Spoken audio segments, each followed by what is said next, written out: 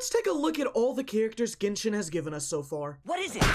We started with Barbara, who made it her goal in life to have the worst run possible. Then we did Collei, who was alright, but the game didn't have anything Dendro related for 2 years, so that didn't help her much. Lynette, who surprised everyone by being one of the 2 best characters. No, you don't count! And now we have Xiangling, one of the best characters in the game, who wants the title of Best Solo Guaranteed Character. Will her dominance from team comps carry over, or will she be exposed as a system character? We're gonna find the answer as we try to play Genshin only using Xiangling. But before we get into the rules, I would just like to give a quick shout out to today's sponsor, Opera GX, the premier browser for gamers that comes with a variety of different mods and features. My personal favorite feature is the video pop out, because that saves me during these challenges. I never have to worry about being bored because I can just always have a video playing on the screen while I'm grinding. Additionally, now Opera has native integration with generative AI, which can help summarize articles, shorten text, and help you come up with ideas. But you can't use this feature to do your homework. You sign the honor code. There's also mods you can install that can help you make your ultimate browser. Normally, I would show you guys the Farina one that I've been using, but I've been asked to show you a different one this time. So here's Nilou and the Travelers dancing. You can choose between hundreds of mods and customize different wallpapers, sounds, background music, and colors to fit all of your needs. And if you're worried about losing bookmarks or settings, well, don't be, because all you have to do is go over here, find synchronization, import bookmarks and settings, then you're all set. You can download Opera GX using the link in the description. Thanks again to Opera for sponsoring this video. Now let's get back into the rules. Here are the rules. We can only use Xiangling, and all polearms are allowed, including 5 stars. Now let's see if we can beat Genshin Impact only using Xiangling.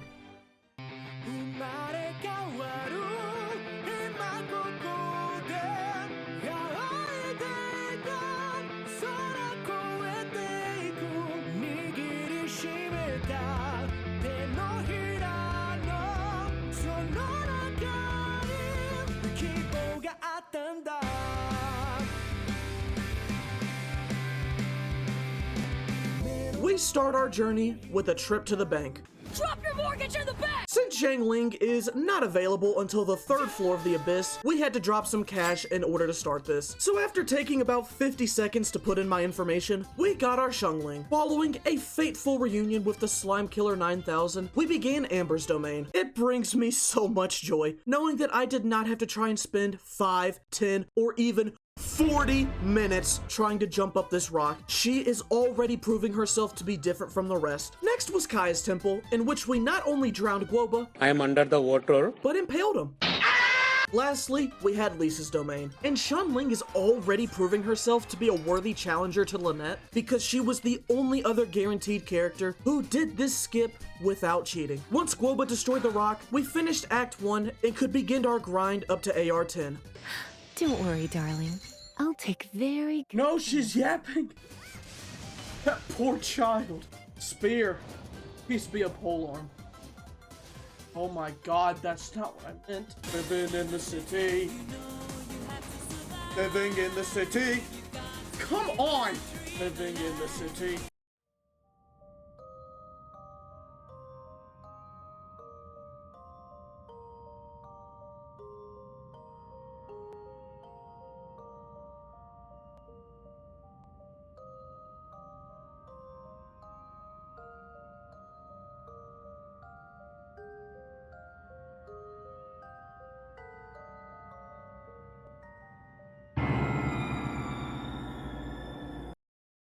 And now we have reached the point of the video where we discuss the yays and nays of this character. This time, we'll start with the negatives. For the first downside, we have her skill. Oh my god, is that Freddy Fazbear? When using Guoba in a team comp, he is pretty good. You throw him out, swap to another character, and get some reactions. However, when you're just using Guoba by himself, it's not nearly as enjoyable of an experience. Okay. In order to get all of his damage, he has to hit the enemy 4 times, which is not as easy as it seems. But the main reason I dislike Guoba is because I had to use him for puzzles. And for some reason, Guoba likes to aim at everything but the statues. So we had to find other ways to motivate him into getting the job done. I want to do some kicking!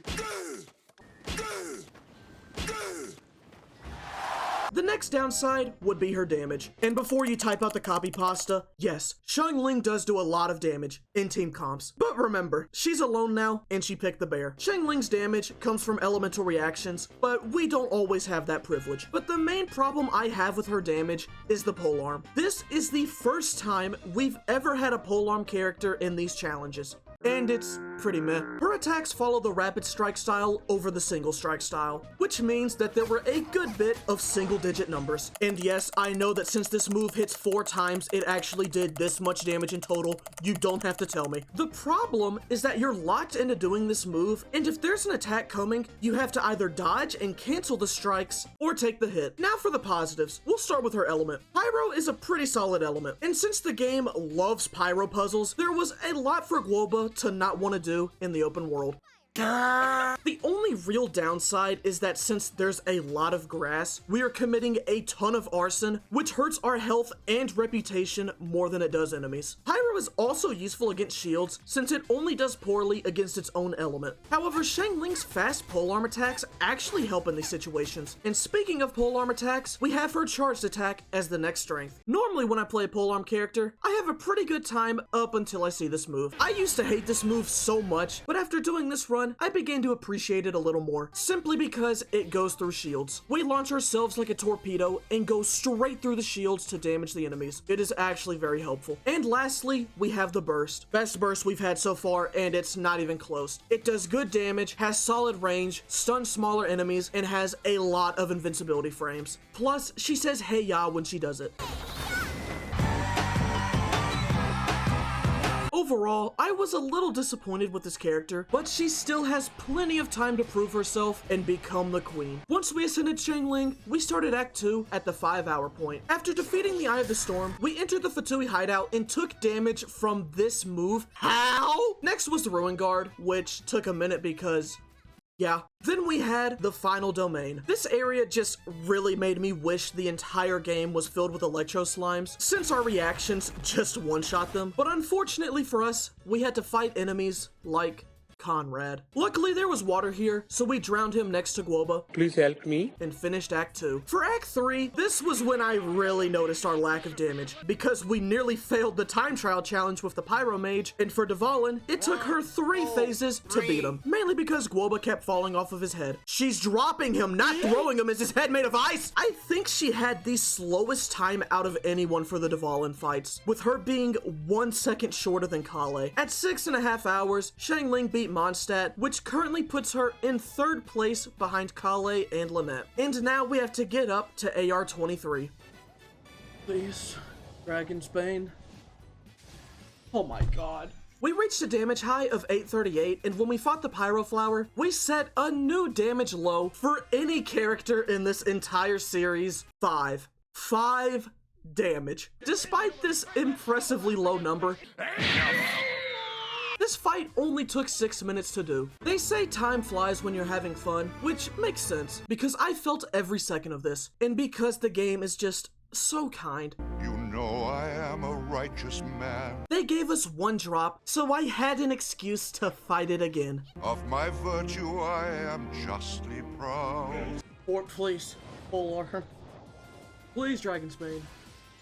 After having a large cranium moment, yes! We hit AR 23 and started Leeway at 9 hours and 10 minutes, bringing her ahead of Collei and around 10 minutes behind Lynette. First up was Mooncarver, and despite the game telling us that we had his support, his blessing was actually more like a curse. Since we held nothing back, we lost over 3,000 HP from the burning alone. This triggered my PTSD. Slappus.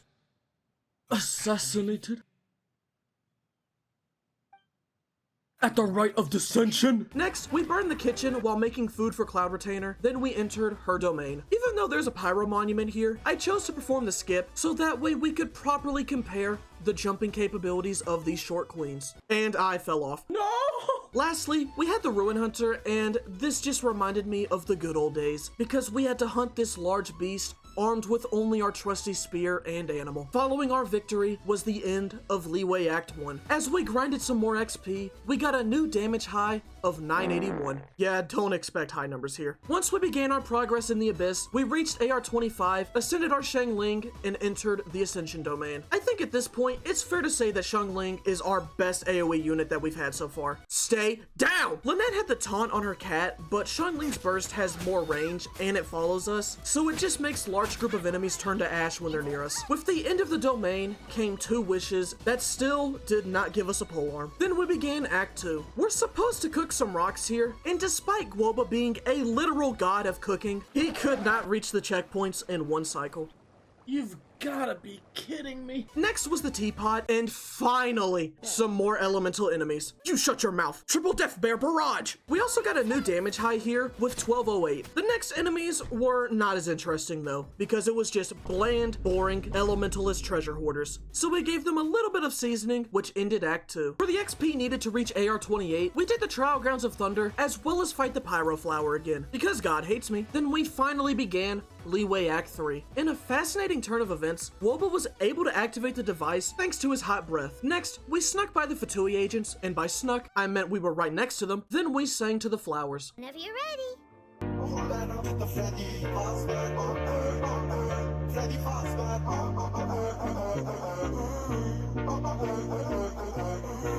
Now, I would just like to take this time as an opportunity to thank Xiangling because of her contribution to this part in the No Healing Challenge. This just gave me flashbacks, and we couldn't have made it past this part without her in both of these challenges, albeit for 2 very different reasons. Next was the child boss fight. We already got a glimpse of what this fight would look like in the No Healing run, but now we get to see the full scope of it. We have full health, confidence, and nothing to lose. And what we saw was a complete wash.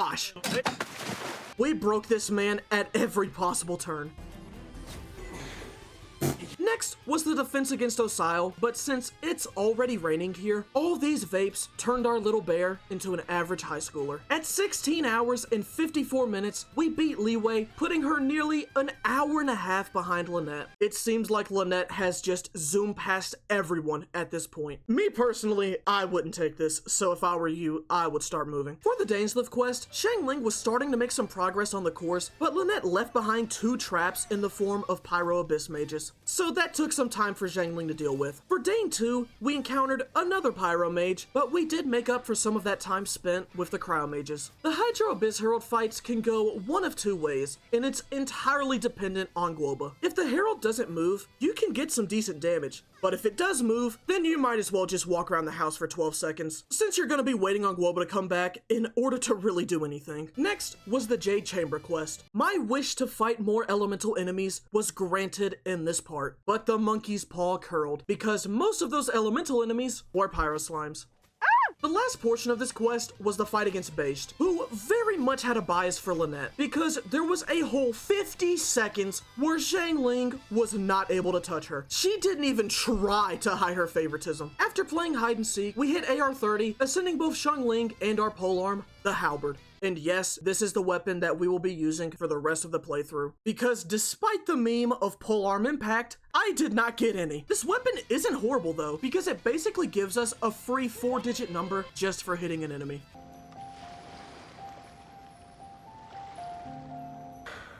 Me too, kid.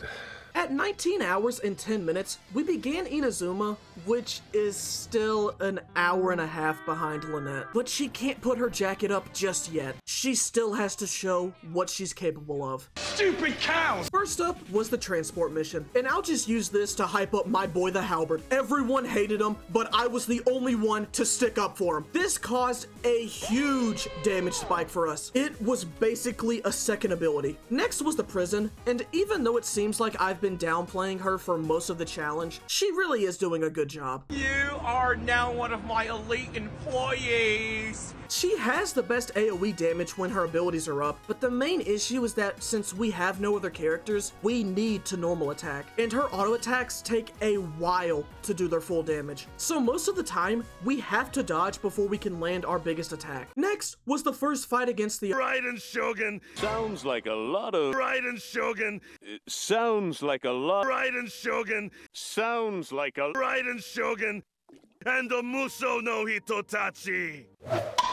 Xiangling surprised me a lot here, because she was very close to getting the record of most damage done in this section. And I mean, she was so close. We're talking the size of one Zhao right there. And now, it was time for the archery demonstration. Pressure getting to you? My main goal here was to try and get at least one target with Guoba. But if you've been paying attention to this video, you could guess that luck is still not on our side. Lastly in Act 2 was the spear battle, but since we had a halberd and torpedoes ready, they sank pretty quickly. For Act 3, we had to activate the electro monuments, but our Guoba is still in his rebellious phase, so he didn't really want to cooperate here. He did want to work with us against this lava troll though, because he hit for almost 2k. Next we had the Delusion Factory, and I would just like to take this chance to formally apologize to the Pyro Sniper for the harassment. Anytime we saw the sniper, we saw blood. Are you okay? That's good. I didn't care about anything else in this domain because I knew we could get past their shields. But this Pyro Sniper, I wasn't taking a chance. I had already fought way too many Pyro Flowers at this point. I didn't want to see those single-digit numbers again. After the end of the factory, we entered the Sara clan's headquarters, where we got a new damage high of 2940 and dookied all over this area because of our burst. This thing is so useful for smaller enemies. It stuns them and gets them away from us. For the penultimate battle, we had to fight Senora. Her first phase was Cryo, which we just completely melted. I don't even know if I want to show you this footage, just because of how disgusting it was. The second phase was Pyro, so we didn't have nearly as much fun. I don't even know if I want to show you this footage, because I hate this part of the fight. A critical hit from Guoba did 300 damage. So it was time for our real ability to shine. Oh yeah, I can edge to this. Now it was time for the finale of Inazuma. The almighty Raiden Shogun and the Muso no Hitotachi. I'm not gonna lie, she is the better polearm user. Her skills with the spear are much better than mine. However, her spear is no match for our halberd, because ours actually does more damage than hers. Lamau, can you imagine? At 23 hours and 35 minutes, we beat Inazuma, which means that she is a part of the under 24-hour club. See, look, I told you not to give up. Don't look at Lynette. During the chasm, we made some more wishes. Finally, a polearm. Please. One polearm. Oh my. And ran into another banana peel. Okay, now she's just being a dick. We're not even close to you. For the Dane quest, we encountered some guards who thought that their big lances could compete with our tiny little halberd. But little do they know that this is actually a normal-sized halberd, okay? The Electrolector was a weird fight to witness, since it was the equivalent of throwing a pipe bomb at him until it died. Next was the Abyss Mage Gauntlet, in which there were 3 Pyro Mages. I'm so happy that I've never had to use a Pyro Catalyst user for these videos. Once we finished the chasm, we went over to the Abyss so we could get to the 3rd floor and obtain Xiangling. Hello. Ta-da. Hello. Ta-da. Hello. Ta-da. Hello. Nice to meet you. Hello. This puts us at C2, which is one of my favorite constellations in the game. Just because whenever you hit an enemy with your last attack, the pyro energy goes right up to their thighs. And then you blow up. Oh, and now you want to give me a chance for a 4-star polearm?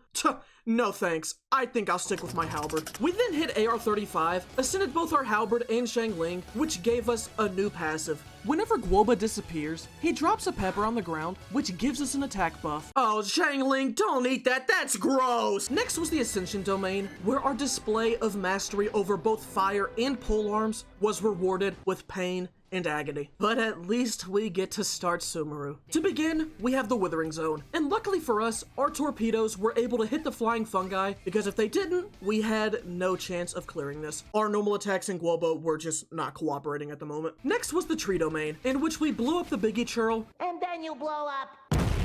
then we were done with Act 1. I can't stand Sumeru Act 2. I can't stand him! I hate him!